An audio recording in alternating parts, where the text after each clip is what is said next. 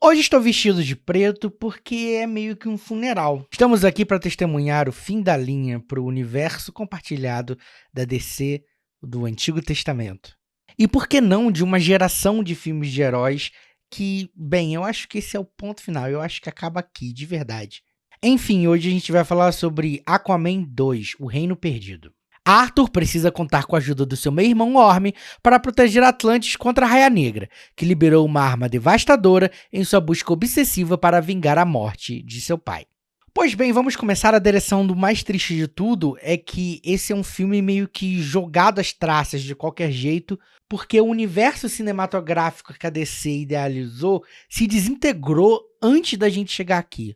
O fim já tinha sido decretado e faltava tipo uns 2, 3 filmes para chegar no cinema. Esse aqui é só porque já estava produzido e precisava sair. E aí a gente tem um filme que é o que ele é, não o que ele poderia ser, porque ele simplesmente está desgarrado de tudo, de toda a motivação que o levou a chegar até ali. Mas eu preciso falar que esse filme superou as minhas expectativas. Tudo bem que as minhas expectativas eram bastante baixas, mas eu acredito que esse filme seja até surpreendente considerando todo esse cenário derrotista em volta dele. A gente tem uma premissa que mistura família com meio ambiente, com política. Eu vi outros críticos comentando e eu concordo. É triste que a DC só tenha pensado em trazer um filme do Aquaman que fale sobre aquecimento global e destruição do meio ambiente agora, aos 45 minutos do segundo tempo, quando eles não podem fazer mais nada sobre isso. Enfim, é uma visão bastante atrasada, eu diria. Porém, o que eu acho que faz esse filme superar as expectativas? Primeiro que eu acho que ele é um pouquinho mais difícil de fazer do que outros filmes de super-heróis por aí. Não só porque eles têm que emular essas cenas na água como se os personagens estivessem nadando de verdade, mas também porque esse filme conta com uma quantidade muito pequena de espaços físicos reais. Quando a gente fala de outros filmes de super-heróis, também tem um CGI bastante pesado, mas pelo menos eles têm alguns cenários urbanos que ajudam a tirar um pouquinho essa visão de um grande espaço vazio coberto com efeitos de computador.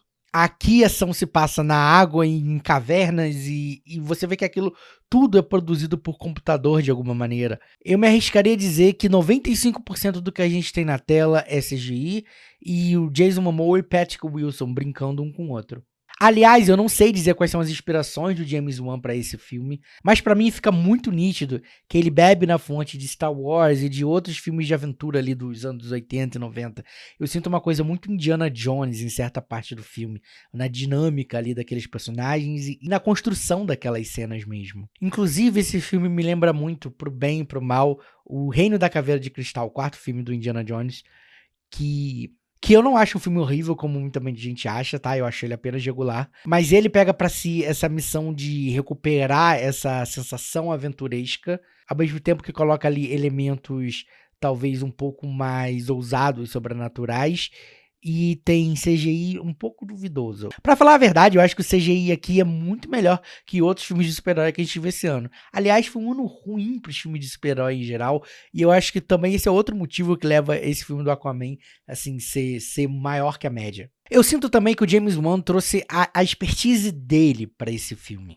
Ele trouxe tudo que ele aprendeu dirigindo filmes de terror e filmes de ação, e ele consegue pontuar em diversos momentos do filme essa sensação de tensão, esse senso de urgência. Então, eu acho que isso colabora com o filme de uma maneira muito grande. E ele não é um filme rápido, eu diria, cheio daqueles cortes malucos que a gente tem. Ele tem um timing, eu acho, em alguns momentos, muito interessante, diferente desses filmes de heróis mais recentes. Tem uma cena em específico, logo no início do filme, que eu me envolvi muito com ela, e aí de repente eu parei pra pensar, cara, essa cena já durou diversos minutos e a gente sequer tem o Aquaman nela. Então eu acho que ele consegue ser um filme curto, ele tem um pouco mais de 2 horas, mas ele consegue aproveitar muito bem desse tempo pra desenvolver o que ele tem. O problema tá no que ele tem, né? Porque a gente tem aqui o vilão mais burro da história dos filmes de super-heróis. O que acontece? O Raia Negra quer se vingar do Aquaman. Como ele resolve fazer isso? Destruindo o planeta que ele vive. Talvez esse seja o plano mais burro da história dos planos burros de vilões de filmes de super-herói. Eu gosto também como o marketing do filme conseguiu enganar muita gente. No trailer de Aquaman 2, a Amber Heard aparece, sei lá, por meio segundo. Todo mundo ficou na expectativa. Gente, será que ela aparece? Será que ela não aparece? Será que cortaram ela do filme? E bem, eu digo que não. Ela tem um papel bem importante ali no filme, ela aparece bastante. Não acho que ela foi reduzida de alguma maneira. Talvez esse não seja um grande momento para os fãs de Johnny Depp. Uma coisa que me incomoda em Aquaman, desde o filme anterior, e aí eu não sei dizer se é um problema meu, se é um problema do filme no geral, são as cenas de ação dentro d'água. Aquele final apocalíptico do primeiro Aquaman me deixava muito confuso. Eu não conseguia acompanhar, era muita informação, muita coisa colorida acontecendo. Aqui a gente tem ainda algumas cenas de ação assim, mas o número é muito reduzido. Então eu consegui me conectar um pouquinho mais. Mesmo assim, eu acho que quando tem essas cenas, é muito CGI, é muita coisa acontecendo, eu fico muito confuso. Não sei se o problema sou eu, se é meu TDAH atacando, mas me deixa um pouco confuso. Mas ali, a sequência final, ela é muito mais contida e eu acho que isso colabora pro filme. Mas creio eu que isso tem muito mais a ver com a pandemia, com o fato deles terem que ter reescrito, refeito algumas coisas, do que com decisões criativas de primeira linha.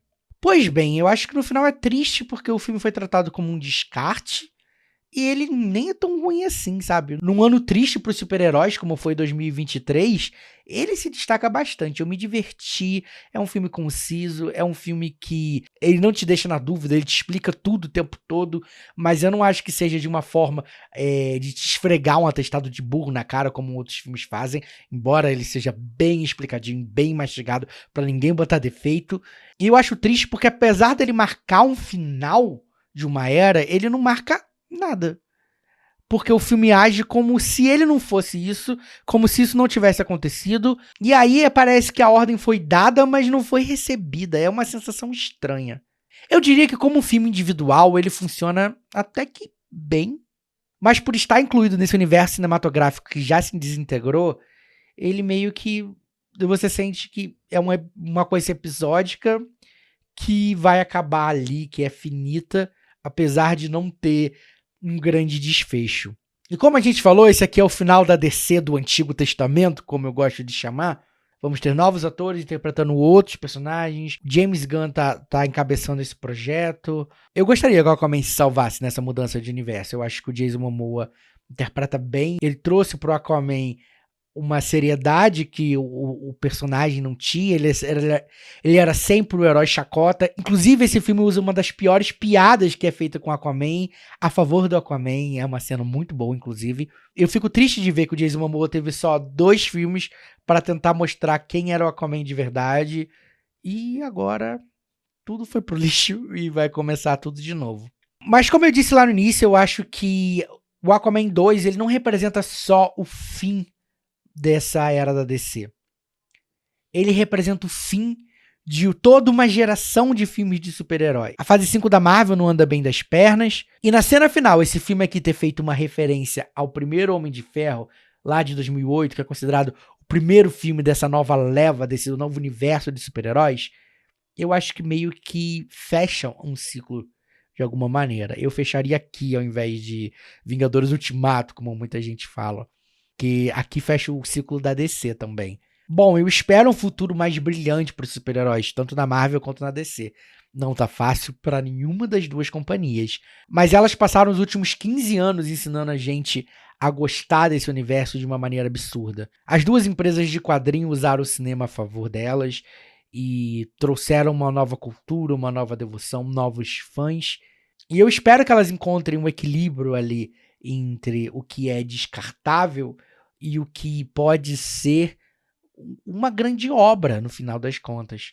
Eu não esperava que eu fosse falar tão bem desse último filme de herói de 2023. Mas num ano que a gente teve Quantum Mania e as Marvels, Aquaman errei. Pra Aquaman 2, O Reino Perdido, eu dou 3 estrelas e meia. Não acho o filme sensacional, não acho que reinventa a roda, e acho muito difícil esse ser o filme que vai salvar o Jason Momoa da demissão. Mas eu acho uma diversão honesta, com momentos bons, momentos não tão bons assim, um bom elenco. Eu sinto que o James Wan se dedica um pouco aqui, então eu acho que sim, vale o ingresso. É uma festa de despedida no fim das contas. Enfim, você assistiu Aquaman 2, pretende assistir, vai esperar para ver em casa? Comenta aqui embaixo. E claro, não se esqueça de deixar seu like, se inscrever no canal caso você ainda não seja inscrito e apertar o sininho para não perder nenhuma notificação de vídeo. Eu não controlo os mares, mas eu controlo o fim desse vídeo. Então, posso dizer adeus e até o próximo filme.